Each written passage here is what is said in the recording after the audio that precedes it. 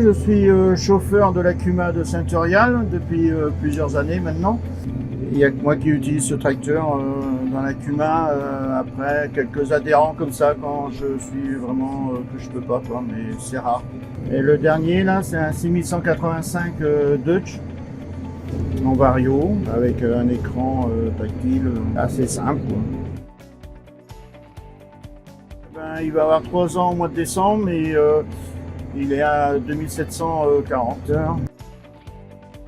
On n'a qu'un tracteur dans notre CUMA, donc un peu polyvalent, quoi. Il faut qu'il fait un peu de tout, quoi.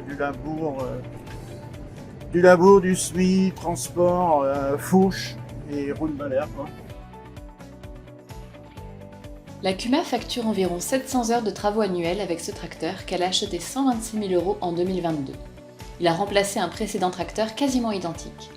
S'il est donc globalement convaincu par le modèle, le chauffeur retient quelques défauts, tels que certaines commandes annexes mal placées ou peu visibles. Il pointe de plus la visibilité sur le côté droit, pénalisée par le montant de cabine et les écrans supplémentaires.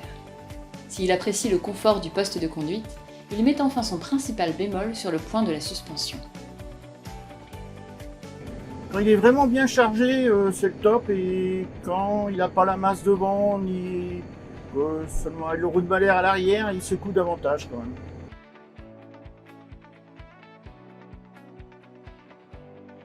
On a eu quelques petits soucis au départ, mais en entretien assez facile, quoi. Souffler radiateur, tout ça, c'est assez facile. Et puis en consommation, c'est toujours pareil, hein. Si on roule en éco, ça va. Si on en demande beaucoup, comme beaucoup de tracteurs, ça consomme aussi. Du côté des atouts, l'utilisateur cite avant tout la facilité des commandes grâce à l'enregistrement des paramètres pour les différents outils.